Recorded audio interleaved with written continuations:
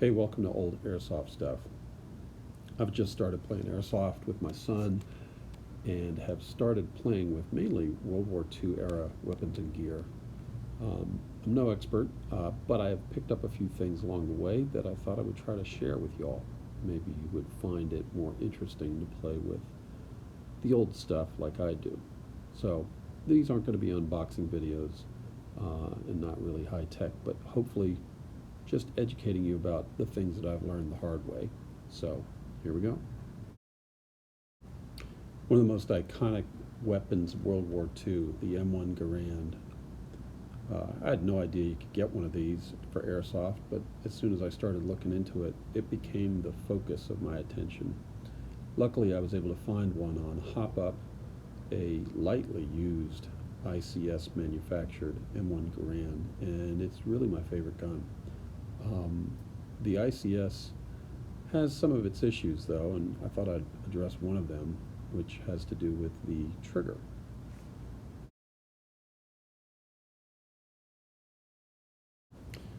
The ICS's trigger is kind of like the real steel version, fits into the bottom of the gun, same way, and the trigger itself is not linked directly to the gearbox.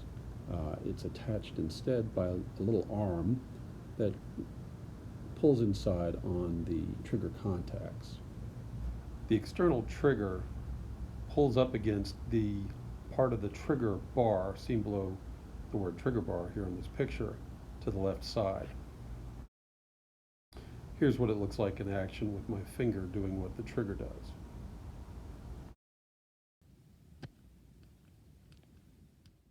This next video shows what happens when the contact sticks or fails to engage.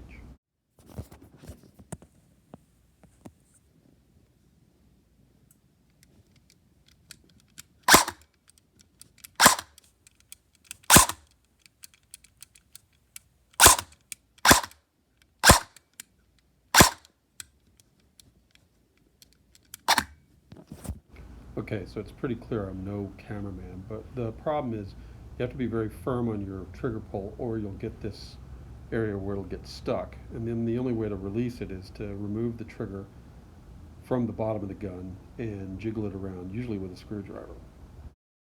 Two things I've tried is to make sure that the screws on the trigger bar are not too tight and preventing it from moving easily. And second, trying to lube it up with a little bit of silicone oil, but not allowing anything to get into the gearbox. And this seems to do the trick, although I still have considered spreading the contacts a little further or doing something about the spring inside the gearbox.